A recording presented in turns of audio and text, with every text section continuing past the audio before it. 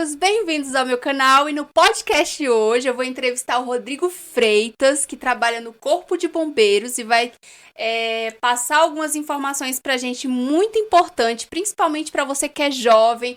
E, Rodrigo, fala um pouco pra gente, seu nome, se apresenta, da sua profissão. Oi, Joy, bem-vindo aí mais uma vez ao nosso planeta. Eu sou o Rodrigo Freitas, eu sou bombeiro militar aqui do Distrito Federal. Eu tenho 41 anos e tenho 23 anos de bombeiro. Entrei com bombeiro com 18 anos, hoje já é mais Sério? Com difícil. 18 anos? Hoje é mais Gente. difícil, exige nível superior, tal, no meu tempo não existia. E é isso, hoje eu sou tenente-coronel do Corpo de Bombeiros, né? E é isso. Rodrigo, eu fiquei chocada. Com 18 anos, Foi 18 você anos. já sabia, então, desde de pequeno, que você queria ser do bombeiro ou não? Não sabia não. Assim, a gente tem uma noção do que quer, né? Só que a vida do bombeiro ele tem algumas coisas boas, como, por exemplo, você já tem um salário, podendo se sustentar, né? Então isso é muito atrativo. Então isso daí foi um fator decisivo para mim. Ah, entendi. Então, porque tem aquelas crianças que desde sempre, olha, já começa a brincar de pequeno e fala que quer ser do Corpo de Bombeiros e acaba se transformando, se tornando do Corpo de Bombeiros mesmo. Mas você entrou bem novinho, né? É, 18 18 anos e anos. já tá bastante tempo. É muito tempo, né, Chilo? 18 anos. Pois é. Começou com 18 anos. Me fala um pouco Começou a sobre. apagar fogo muito cedo. Eita, Eita. Chilo! Me fala um pouco sobre o Corpo de Bombeiros em si, em Brasília, porque a gente está na capital do país, né? E aqui é um símbolo, né? É a capital do país. Me fala um pouco sobre o Corpo de Bombeiros aqui em Brasília. Joy, o pessoal gosta de história, então eu já vou começar uma história do nosso corpo Eita, de bombeiro. é a parte O boa. nosso corpo de bombeiro é do Distrito Federal. Ele é muito especial, porque ele não protege só Brasília, ele protege, na verdade, o poder federal. É uma das nossas missões aqui. Por exemplo, hoje, se o Distrito Federal mudasse lá para o outro estado, a gente ia junto, porque a gente é servidor do Distrito Federal. E existia antigamente o estado da Guanabara, né? Que era lá no Rio de Janeiro. E o bombeiro era lá, foi criado por Dom Pedro II, em 1856. E quando Brasília se tornou a capital, tinha que trazer bombeiro para cá. E começou uma rivalidade ali entre o pessoal do estado da Guanabara, o pessoal que queria vir para cá, o pessoal falava, não vai para lá, lá não tem nada, lá é só mato. E aí quem decidiu vir para cá não tinha como vir, a grande verdade era essa. Então iniciou-se uma marcha. Os bombeiros que vieram ocupar Brasília, eles vieram a pé do Rio de Janeiro e vieram para Brasília a pé e ocuparam e transformaram no Corpo de Bombeiro do Distrito Federal, de Brasília à época, né? Então é isso, nossa missão é proteger a capital do nosso país, né? E temos unidades do bombeiro na maioria das regiões administrativas. E é isso, essa é uma grande história aí do nosso bombeiro. O bombeiro ele é muito admirado pela população, né? É muito aplaudido, tanto em eventos. Eu já participei de um evento de segurança pública aqui em Brasília.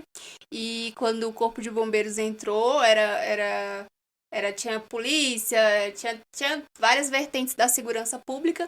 E aí, quando o Corpo de Bombeiros entrou no recinto, todo mundo aplaudiu, gritou. Como é que é Esse trabalhar lado no aí. Corpo de Bombeiros, onde essa vertente, assim, de ser aclamado, de ser aplaudido, da galera gostar, como é que foi pra você desde cedo? Então, tem esse lado do bombeiro. O bombeiro, ele é muito bem visto pela sociedade, graças a Deus. Isso não ocorre somente no Brasil. Na verdade, lá fora é até um pouquinho mais, sabe? É, Então, por exemplo, hoje, se você viajar para os Estados Unidos, se identificar como um bombeiro de outro país, do Brasil, inclusive, você tem algumas prerrogativas lá. Né? Você pode entrar em museus de graça, você tem algumas coisas. Mas vamos falar do Brasil, aqui de Brasília especificamente. É muito bom, porque a gente se sente reconhecido.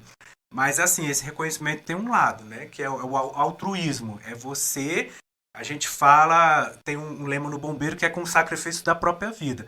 Apesar da população reconhecer, você tem um contrato meio com o Estado que você tem que se sacrificar em prol dos outros. Então, assim, não é de graça. Mas realmente tem esse lado, as pessoas admiram, as pessoas reconhecem, e isso é muito gratificante. Ah, com certeza. Ser reconhecido em qualquer área de atuação, né? Seja aqui na Terra ou em outros locais, ou fora da Terra, né, Chilo? Ser Com reconhecido é certeza. muito importante. É, Me fala um pouco sobre a sua área de atuação atual. Muito bem, vamos lá. Ou me fala do início. Quando você começou, me fala um pouco mais do seu início e até chegar na área de atuação que você tá hoje. Bacana. Quando você entra no bombeiro, você tem basicamente duas carreiras. É até importante, o pessoal quer saber um pouco sobre a profissão, como é que entra. Então você tem o ingresso para ser praça, para a carreira de soldado, e você tem o ingresso para ser oficial.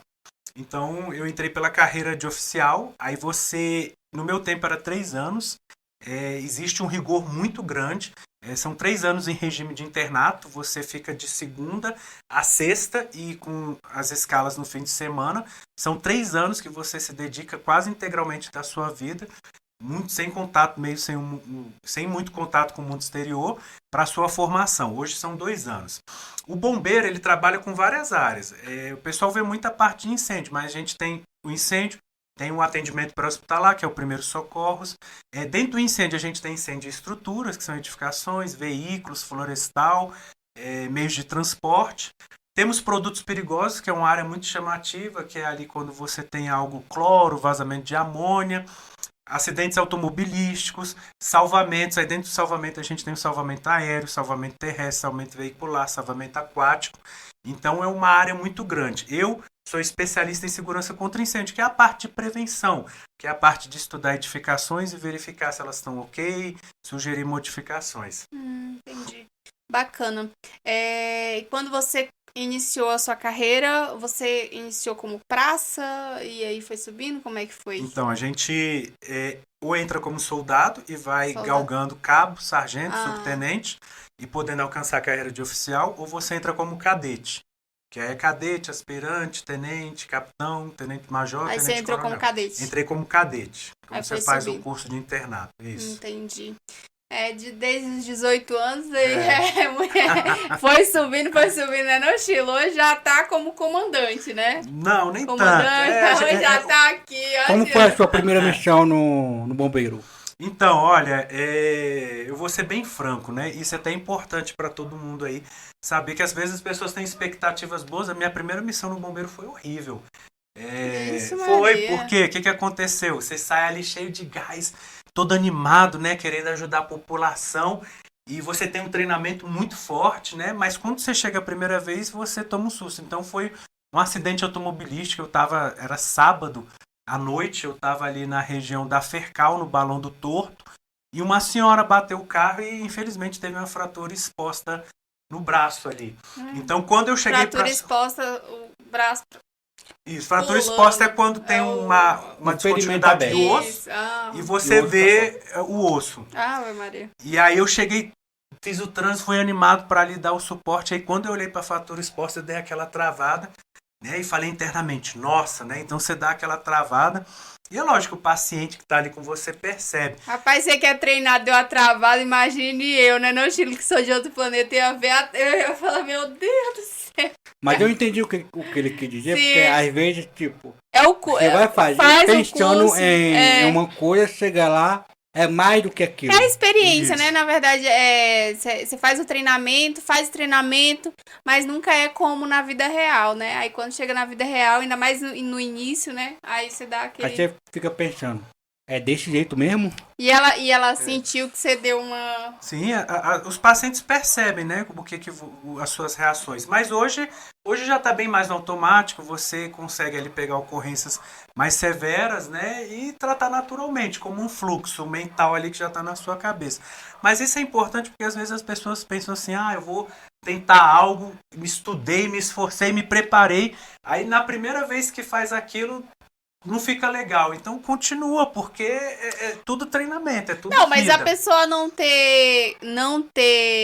dar aquele baque, assim, aquele susto, não é não ter preparo. Não é falha. Não é isso, falha, entendeu? Não é uma falha, é uma questão de humanidade até, né?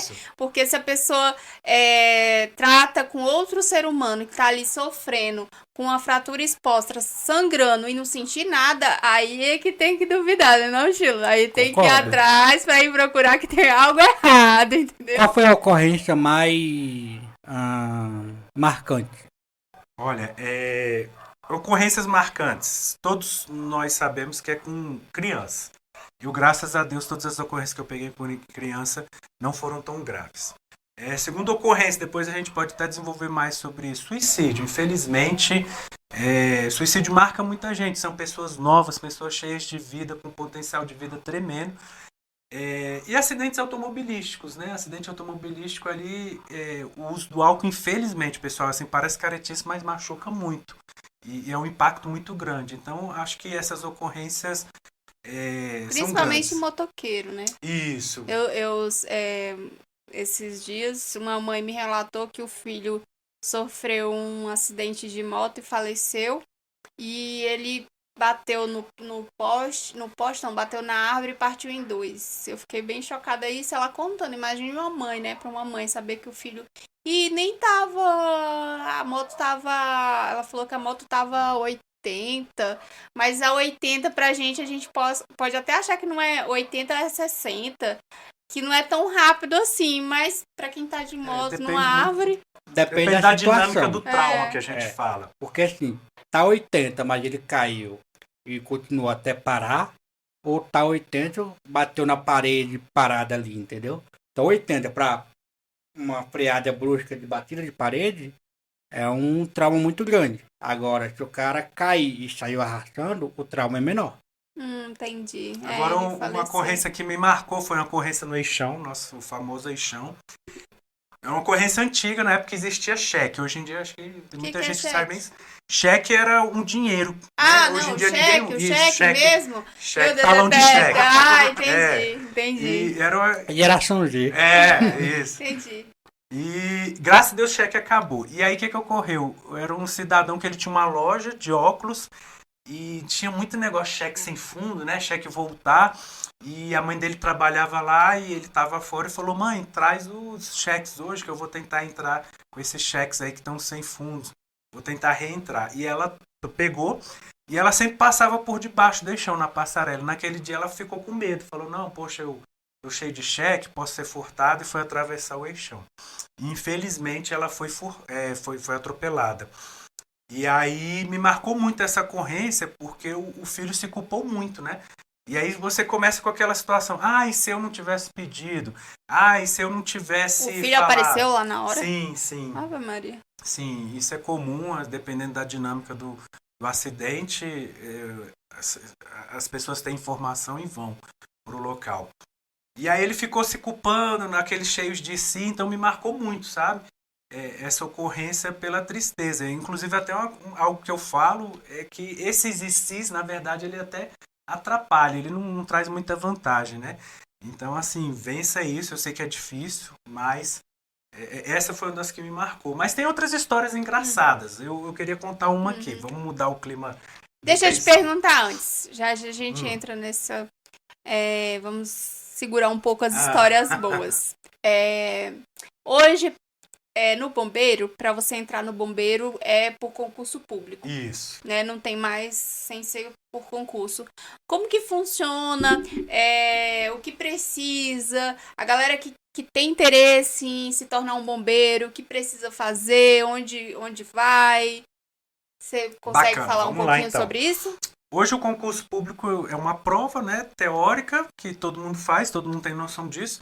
Você passa depois por um teste físico, que é basicamente natação. Mas aí o teste físico vem antes da prova, ou depois que você é aceito na prova, eles vão fazer o teste físico para ter certeza que a pessoa dá conta? Isso, depois. Essa seria a segunda etapa. A primeira etapa é a prova teórica, o exame intelectual, a segunda é o teste físico, corrida, natação, flexão, barra e abdominal. Então essa prova, na verdade, deixa eu só entender, para ficar mais claro.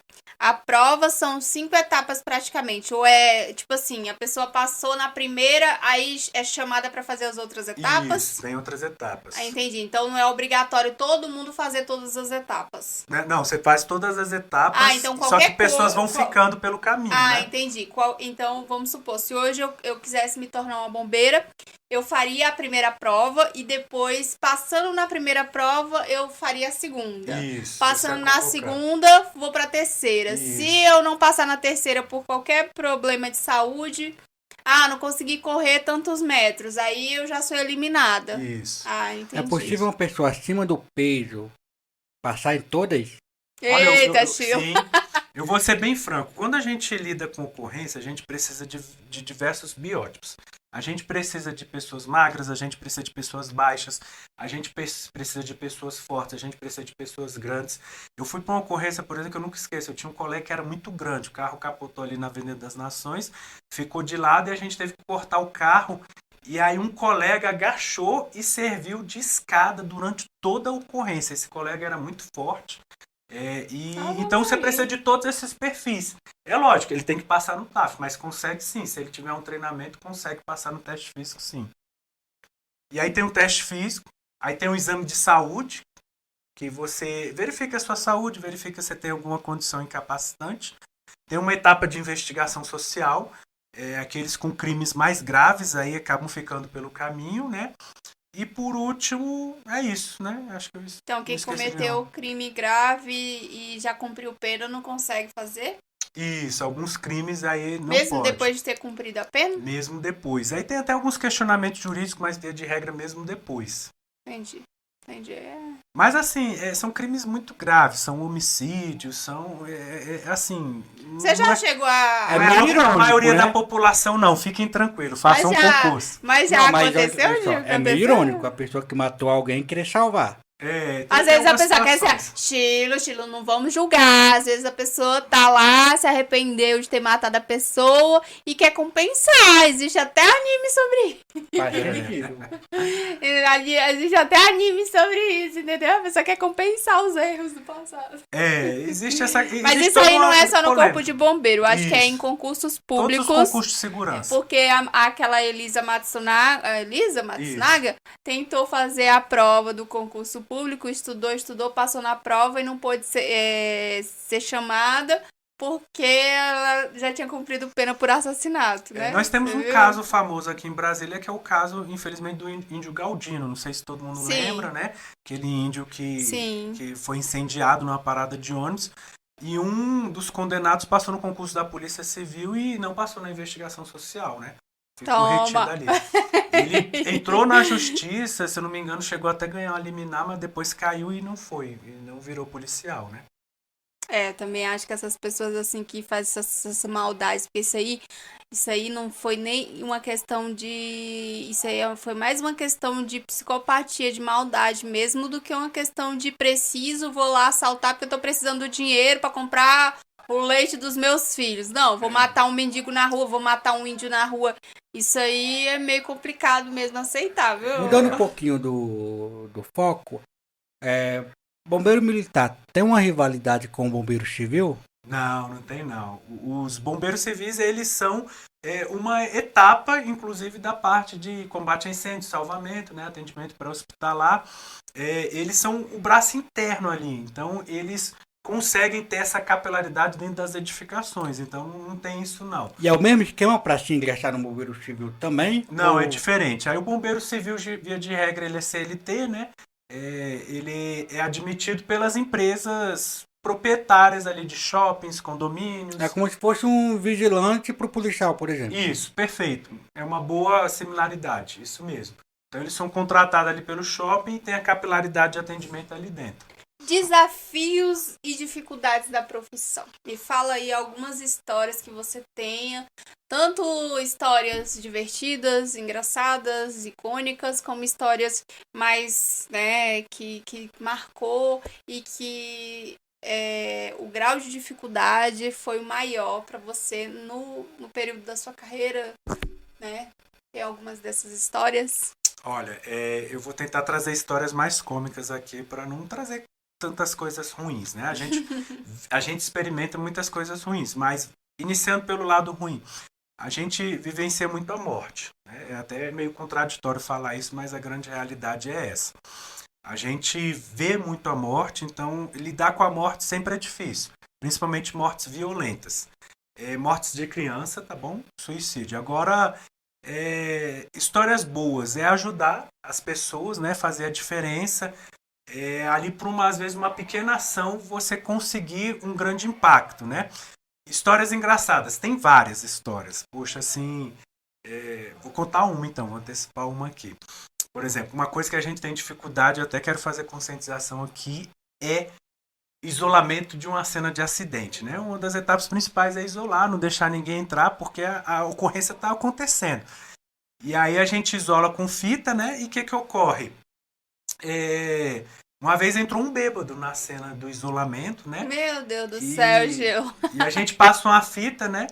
E aí ele, de longe, a gente fica ali controlando, administrando, aí ele só botou os 2 dedinhos assim na fita, levantou, passou por debaixo, chegou lá no paciente que estava no chão recebendo o atendimento do bombeiro, olhou bem pertinho assim, e aí nessa eu era o comandante do socorro dessa ocorrência e gritei, o cidadão, o que você está fazendo aí? É seu parente para você estar invadindo a cena?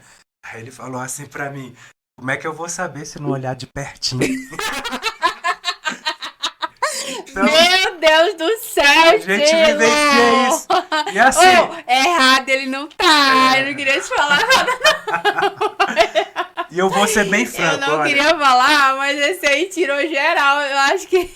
A gente tem algumas tiradas. Acho que até assim, você sorriu lá na hora. Algumas chamadas de atenção, mas ele me desmontou. Porque eu falei assim, rapaz, como é que o cara fala isso? Me desmontou. Eu falei, não, tá bom, então vem pra cá. Você já viu aí? Sai daí.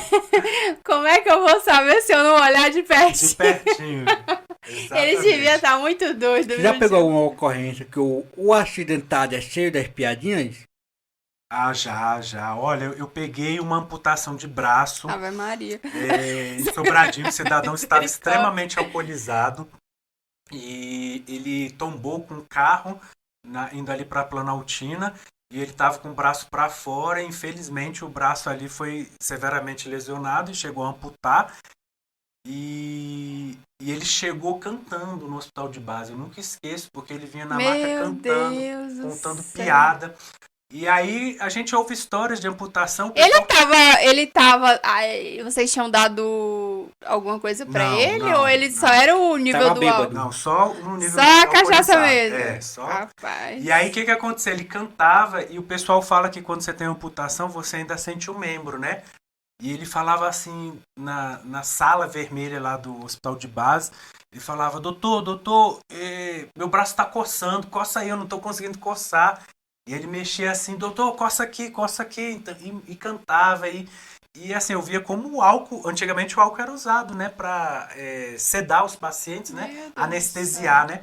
Então aí você vê como funcionava, porque ele não estava sentindo dor ali naquele Rapaz, momento. depois que essa cachaça passar, viu, Chilo? Amputou bem aqui, ó, acima do cotovelo e tava ali. Geralmente quem teve braço amputado ou perna amputada, geralmente fica triste. O cara chegou cantando piada. É cachaça, né? A pessoa num acidente normal que não tá alcoolizado não deve sentir uma dor que... Não, com certeza. Deve dor, sentir trauma, uma dor ali susto, pânico. O lado bom dele ficar bêbado. Ele sente várias coisas ali horríveis, né? Mas ele vai passar por esse momento depois, né? Que passar, né? O estado alcoólico ali. Já pegou alguma ocorrência que reencontrou essa pessoa novamente em outro momento da vida? Com pessoas conhecidas, né? Eu peguei um atropelamento na rodoviária. Me marcou muito também, foi de moto e a pessoa teve uma fratura no fêmur. A fratura no fêmur é muito grave, né? Esse osso aqui, abaixo, entre a virilha e o joelho, né? Porque ele é muito irrigado, tem vasos relevantes, calibrosos, e se rompe esse vaso tem hemorragia severa. Então é uma ocorrência de destaque, a gente quer o quanto antes levar para o hospital. E quando eu cheguei lá, era mãe de uma amiga minha, né? Ave Maria. E aí, via de regra, não é protocolo, né? A gente atendeu, levou para o hospital de base, eu liguei para ela. Falei, olha, aqui é o Rodrigo, você tá onde agora? Não, tô em casa, tá com quem? Tô com meu marido. Ah, tá, posso falar com ele? Não, mas fala comigo, eu não conheci o marido dela, né?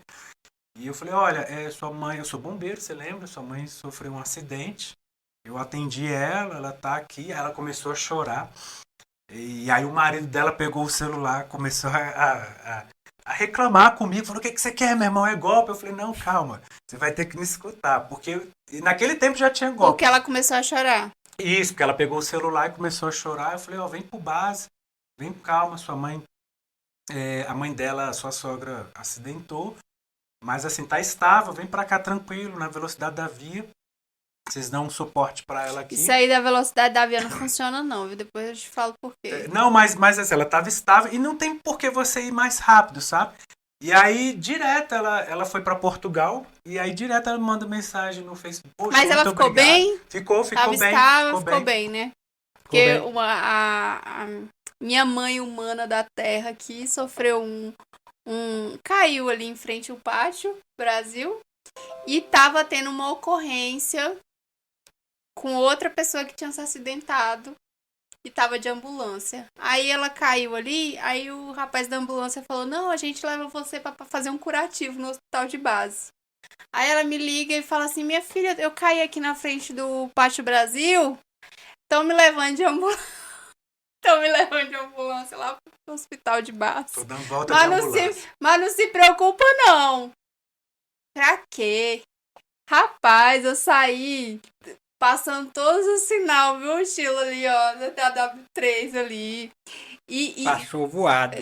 Aí chego lá, ela foi de carona, foi só um curativo no dedo. Rapaz, Chilo, você não tem noção, não. Eu falei, mãe de Deus, ela tá querendo me matar do infarto nessa cidade. Eu não acredito nisso. Não, minha filha, mas eu falei pra você não se preocupar. Coisa de mãe, né? Mãe, mas desde quando a gente não se preocupa, como que a senhora fala que tá indo de ambulância? Por que a senhora não falou que tava pegando carona com alguém que tinha se machucado? Parece aquele meme da criança que tava pedalando, um recente agora, que caiu de bicicleta e não foi nada, né? Tipo, mas aí se a sua mãe fala pra você que tá indo de ambulância pro hospital que não foi nada não, você vai acreditar? Não. Você vai ficar, meu Deus, a minha preocupado. mãe não tá querendo me preocupar, ela tá de ambulância, então foi grave. Uma Não vai dúvida. imaginar que ela pegou carona na ambulância dos outros. Quem mais se acidenta, homem ou mulher? Os homens são mais imprudentes no volante. Isso é evidenciado, né? Tanto que o seguro veicular para a mulher é mais barato, né? Por conta disso. Então, vamos colocar uma forma mais técnica. Estatisticamente, tem mais acidentes com o homem. Aquela frase, por Tá, isso que e o homem aqueles vive acidentes menos. domésticos, na rua, qualquer outro tipo de acidente, é mais mulher ou continua Aí sendo homem ainda? varia. Então, por exemplo, acidentes domésticos, a gente tem uma sociedade de perfil com mulheres cuidando mais das crianças. Então, acidente doméstico tem mais correlação de mulheres e crianças. Né? Mas, assim, isso não significa nada. Assim, é só um fato e pronto, morreu ali. Né? Você já pegou algum acidente doméstico que te marcou? Já pegamos acidentes domésticos, mas assim, teve um comigo, eu já tive uma queimadura na ocorrência, né? Eu fiquei grudado num fio de energia, eu tive que fazer um enxerto aqui na mão, tem até uma marca aqui, né? Nossa. E aí eu fui pro hospital, o Agarram, Brasília é referência em tratamento de queimados, no Agarram, e eu fazia fisioterapia e troca de curativo. Ocorrência com eletricidade é muito ruim, porque é queimadura de 3º grau, queima dentro, né? Então você faz curativo ali uma vez a cada 2 dias. E quando você tira o curativo, sangra muito e arde, dói muito. Dói lá dentro, porque pega nervo. E onde eu fazia o curativo, vinha muitos bebês, crianças, que tiveram acidente com água quente com óleo. Então chegava muito bebê totalmente enfaixado com os curativos. Ele só tinha os ouvidos, o nariz, a boca e o olho aberto. O bebê chegava totalmente fachado e tinha que fazer o curativo. O curativo você tira, sangra. O bebê chorava de urrar. Eu queria dar minha pele para aqueles bebês, porque assim, é muito traumatizante. Então eu queria até aproveitar o momento de conscientização, cuidado com cabos de panela para fora. Cabo de panela é para dentro. Bota uma gradezinha ali na cerca, isola a cozinha, sabe? Porque acidente doméstico com criança é muito ruim, muito traumatizante. Meu Deus do céu, nem tô lá e já tô traumatizada aqui com essa. Não tinha misericórdia.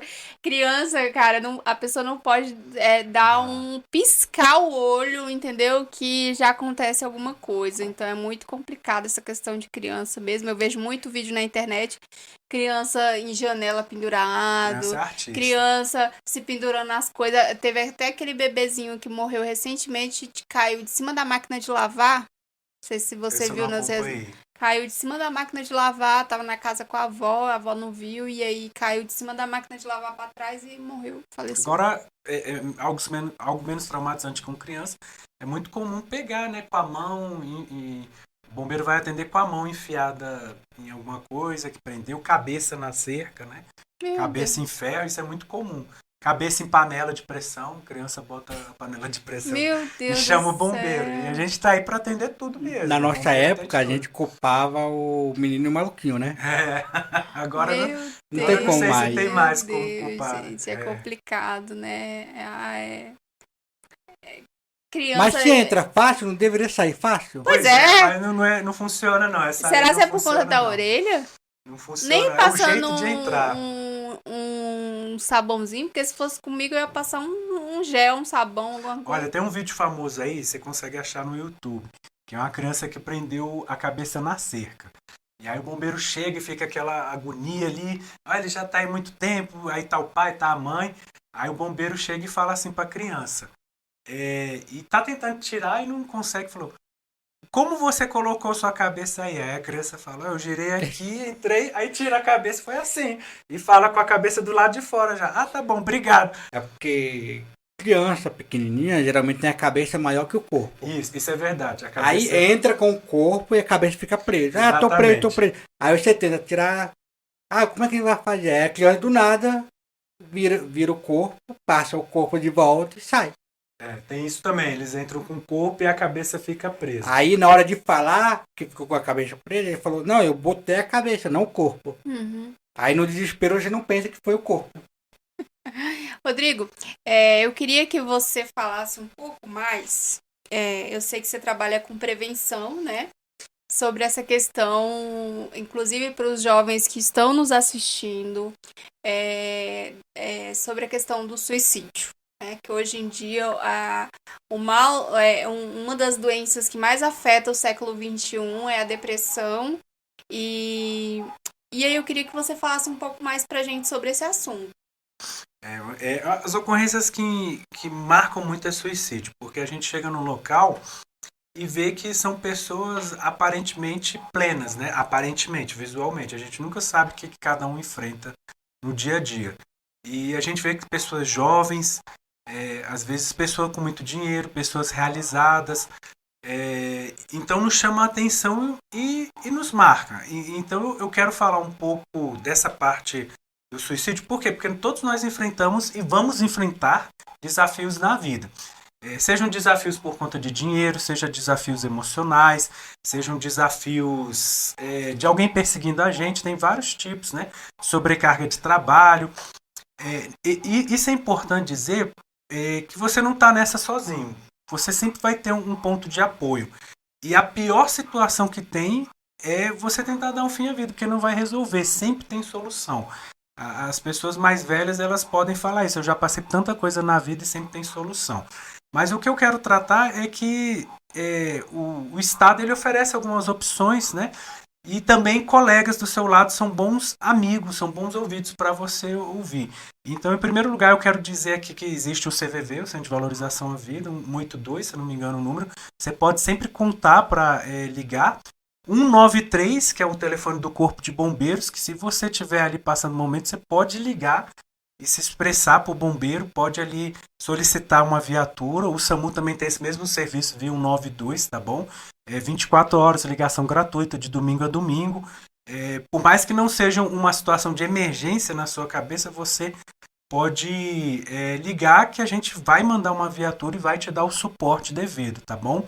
E mesmo assim, se você sentir que não quer falar com alguém, procure um amigo, procure um profissional. Hoje o GDF tem o Programa de Saúde da Família, que é um tratamento mais completo, né, mais holístico, que vai te encaminhar para o psicólogo, vai te encaminhar para um atendimento de um assistente social, vai te encaminhar para o psiquiatra, então abrange tudo ali.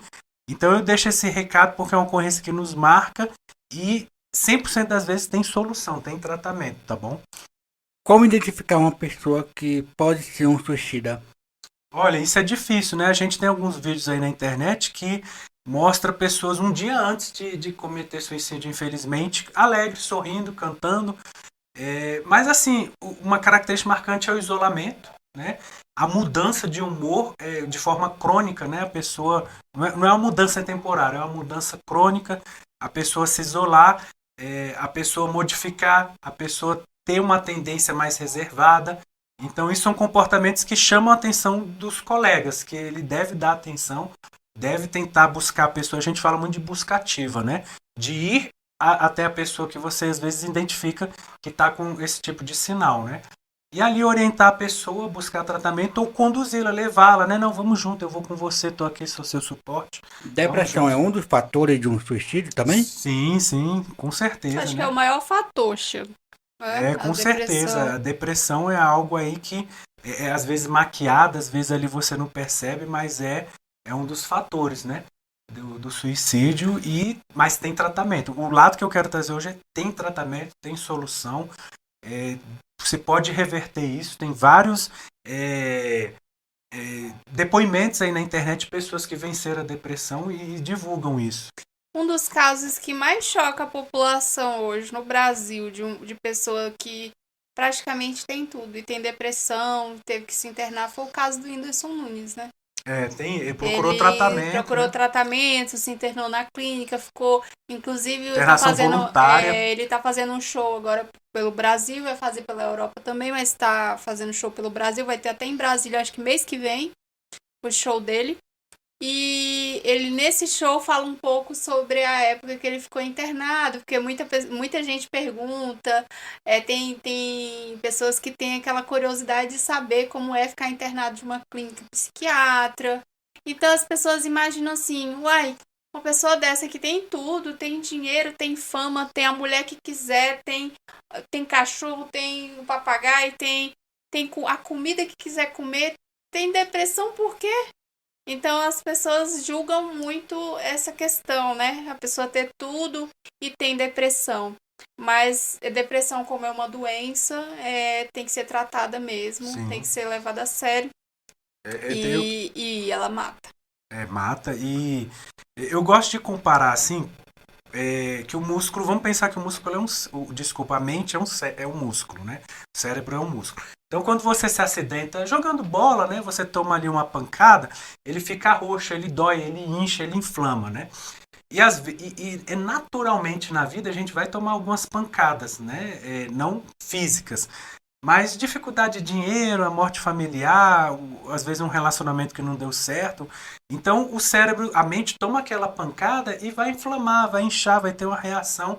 E quando você machuca, quebra um osso, inflama, tem um estiramento, você vai ali, toma um anti-inflamatório, vai para um ortopedista, vai para fisioterapeuta, para fisioterapia. Só que com a mente a gente ainda tem muita resistência. É como se a mente ela não pudesse se inflamar, como a mente não pudesse ter algo ruim. E aí você fala, não, eu não vou para psiquiatra é para louco. Não vou para psicólogo é para louco. Não vou para um tratamento. Aquele preconceito, né? E só que assim, eu tô com o intestino inflamado. Eu vou ali no médico. Eu tô precisando disso, eu vou ali naquele especialista. Mas com a mente não, a gente não pode. Então, principalmente eu acho que na questão mais masculina do que feminina, nesses casos. Que o homem, isso é coisa isso é coisa de doido. Isso é coisa de fresco. Isso aí não é pra mim, não. Coisa de gente fraca. Gente fraca. Então, eu acho que o homem tem mais esse receio, pelo menos até então, né? Aquela tem mais história, né? O homem procura ajuda quando tá morrendo. Entendeu? Então, o homem tem mais disso do que mulher. Lógico que hoje em dia vai ter muito homem que faz terapia, mas a mulherada tá mais assim, já... E muitas crianças também já estão entrando na terapia, já com 10, 11 anos, os pais já estão levando para fazer terapia desde novinho pra... Então, assim, é muito importante essa questão da terapia, de verificar também se seu amigo às vezes, se tem muitas mudanças de humor drástica, é um caso a se procurar, perguntar se tá bem, como é que você tá. Eu até queria dar 2 exemplos aqui de pessoas que fizeram terapia. A primeira é aquela atleta de skate, Raíssa, né? Que foi segundo lugar na Olimpíada, ela é sempre destaque. E ela falando que faz terapia com psicólogo e ela não é porque ela tem uma demanda, né? Assim, psicológica, sofreu um trauma. Não, é porque ela é de alto rendimento. Então, até para isso, eu quero trazer essa imagem, até o atleta de alto rendimento hoje, ele busca isso para render melhor, né? Tem empresários aí que também fazem isso, mas o nosso foco aqui é mesmo uma demanda mental. Aí eu quero trazer o exemplo do Jim Carrey, né? que ele tem vários vídeos dele falando isso. Tem um vídeo muito bom dele que ele fala: o dinheiro não é a solução, não é problema. Ele fala assim: eu queria que todo mundo no mundo tivesse o mesmo dinheiro que eu tenho para ver que não vai ser a solução. O Jim Carrey tem uma experiência famosa, que a mãe dele tinha algumas demandas e ele tentava fazer piadas para alegrar a mãe dele. Então até isso facilitou no show dele de stand-up e na vida dele profissional. E ele tem muitas frases, muitos ensinamentos nisso daí que é importante a terapia, é importante buscar ajuda, tá bom? Esse reforço que hoje eu queria trazer aí. Viu? Importante buscar ajuda, importante a terapia. Então, você que tá em casa, se sentindo triste por qualquer motivo, procure um amigo para conversar, procure um parente para conversar. Não ache que a morte é a solução, porque não é. A vida é preciosa e existem vários centros de ajuda que vão poder te auxiliar, vários números, a gente vai deixar alguns aqui embaixo para vocês. E eu acho que a vida, né, Chilo? É a coisa mais preciosa que a gente tem hoje. Rodrigo, me fala um pouco sobre aquela manobra Ovassa, que é a manobra de salvar os bebês quando estão se engasgando. A gente vê muito vídeo na internet de pais, mães levando, às vezes a pessoa chega bem na hora, no momento exato e salva a criança. E assim, a maioria dos pais não tem não tem esse conhecimento e preparo. Seria bom, não sei, nas escolas ou algum programa do governo para dar esses preparos para mães. Eu acho isso muito importante. Perfeito. Inclusive para os avós, pais, lógico, e avós irresponsáveis, porque às vezes os pais têm demanda, deixa ali com a rede de apoio e os avós se assustam. É muito comum o bebê engasgar, até mesmo com leite materno, é comum.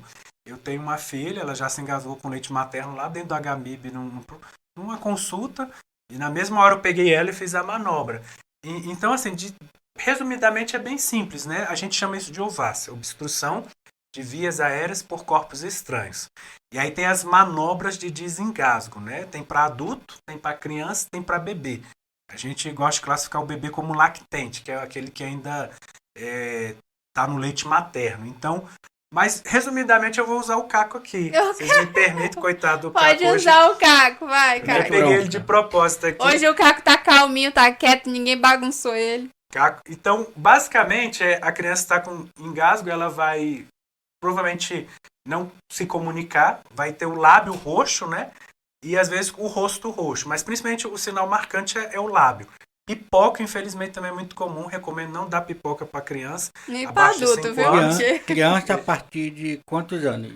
Eu acho que pipoca para criança de 5 anos para cima, 6 anos. Eu já fiz um desengasgo 2 vezes. Já fiz desengasgo 3 vezes. Com uva numa ceia de Natal, adulto. Com criança com pipoca, né? E um idoso com pão. Vamos lá, então. Então ele vai ficar com o lábio roxo, com o rosto roxo, né? Vai ficar não responsivo, vai ficar parado. Então o primeiro procedimento é tentar ver se você consegue achar alguma coisa. Não precisa enfiar o dedo, é só tentar localizar. Não conseguiu localizar? Então o primeiro procedimento é colocar aqui a criança, né? O lactente na palma da sua mão, descer 45 graus a cabeça dele para baixo e você fazer como se fosse tapotagem, né? Com essa parte da mão aqui, ó, não é um tapa, é com essa parte da mão aqui, você fazer 5 movimentos para dentro. 1, 2, 3, 4, 5. No bebê. No bebê. Uhum. Então, fez isso, não é um tapão, virou. não, né? Não é um tapa, não. É um impulso aqui com essa parte do corpo. É como se estivesse batendo no ketchup. Isso, ali. Como estivesse ali tentando empurrar. Desentupindo o ketchup na hora, entendi. E aí virou. E aí a gente tem uma parte aqui no corpo que é bem durinha aqui no peito. E logo abaixo não tem nada. É o externo, processo tifoide. E embaixo disso, nesse espacinho aqui que não tem nada, a gente vem com 2 dedinhos ali no lactente, no bebê, e faz o mesmo procedimento. Cabeça para baixo, 45 graus. 1, 2, 3, 4, 5. Vira de novo. 1, 2, 3, 4, 5. Vira de novo ali, então é isso. Até sair, até conferir ele desengasgar. Essa manobra funciona até qual idade? Lactente, vamos colocar lactente, que é o bebê que mama ainda. Tá até bom? 2 anos. Até 2 anos. E tá se bom? for maiorzinho, Engasga como? Então, aí, você, dependendo do tamanho, você pode usar uma mão, né? Fechada, né? Para criança é só uma mão. E aí você posiciona aqui novamente nesse espaço onde é vazio, né? Abaixo do processo chifote, coloca aqui e você faz movimentos para dentro e para cima. É um J.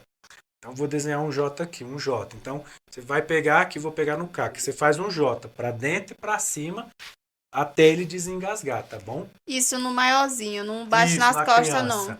Também, sim, também bate nas costas. Na verdade, o procedimento inicial de adulto e criança é bater nas costas, tentar desengasgar. E aí, se ele estiver ali desfalecendo, né? Aí você inicia essa manobra, né? É a manobra de Heinisch. Essa é a de Eu criança, acho do que adulto tem você que, usa as duas essas mãos. manobras aí, eu acho que vocês têm que ensinar nas escolas, pra todo mundo, porque eu acho que todo mundo tinha que saber isso aí. Hoje existe uma chamada Lei Lucas, que fala que os professores têm que ter treinamento nisso, tá bom? Agora tem que ser reforçado, você tá certíssimo, tem que ter reforço. Tem que ter... Agora, principalmente para bebê, é muito comum bebê engasgar. Acho que toda mãe já passou um momento de engasgo. Tem como a mãe contratar um serviço para alguém ensinar ela por fora? Porque às vezes a mãe também pode contratar O Corpo alguém. de Bombeiro não tem um projeto parecido com esse ou não? De ensinar as pessoas em casa, não. Tem de palestras, eles visitam escolas, visitam creches ensinando, né? Mas, assim, uma coisa, um acesso fácil, né? É ir no Instagram ou no YouTube do Corpo de Bombeiro, lá tem esse treinamento. Tá bom? No Corpo de Bombeiro Militar do Distrito Federal tem esse treinamento. Os outros também tem esse treinamento. Rodrigo, tem mais alguma coisa que você queira nos passar? Tem, aproveitando que foi falado aí de treinamento, eu queria deixar aqui, isso não é só no Corpo de Bombeiro de Brasília, tá bom? Qualquer um, os quartéis são portas abertas, né? A gente fica no quartel treinando, esperando ocorrência, e nesse período você pode visitar um quartel de Corpo de Bombeiro, as pessoas, eu posso ir um dia com você? Não precisa ir com o bombeiro, você vai lá, bate na porta, olha, eu tenho meu filho aqui, ele gosta de bombeiro, ele gosta do barulho, ele gosta da bagunça. Ele pode conhecer um caminhão, ele pode abrir uma gaveta, e isso é internacional. Eu fui no Chile, eu fui nos Estados Unidos, eu fui na Espanha, e você chega lá, posso olhar sua viatura, eu sou bombeiro, eles pegam, tiram tudo. Um dia eu passei amanhã. Inclusive, você trouxe aqui o seu... Trouxe um capacete. Fala um pouco sobre o seu capacete. O capacete, eu ministrava umas aulas de combate a incêndio no container, então ele era branco, né? Mas ele já está com efeitos aqui de degradação térmica, que a gente chama, né? Mas esse é um capacete nosso, que ele Sinal de que salvou muitas vidas, viu, Chico? No incêndio nem tanto. Mas assim, graças a Deus, né? Mas assim, esse é um capacete, um dos melhores equipamentos que tem no mundo hoje, o Corpo de Bombeiro provê, né? Para todo mundo, né? É um capacete que resiste principalmente à temperatura e ninguém sabe muito, mas o bombeiro ele enfrenta altas temperaturas e fluxo de calor. O fluxo de calor é quando você está ali debaixo da praia, no guarda-sol, aí quando você sai do guarda-sol, você sente um calor ali pegando em você. Aquilo é o fluxo de calor. No incêndio aquilo queima, desidrata a sua pele e gera óbito. Então esse é o nosso capacete aí que eu trouxe aqui só para mostrar. Muito obrigada, a gente amou a sua participação aqui no podcast, foi um prazer ter você aqui com a gente, tá? Espero que você tenha gostado.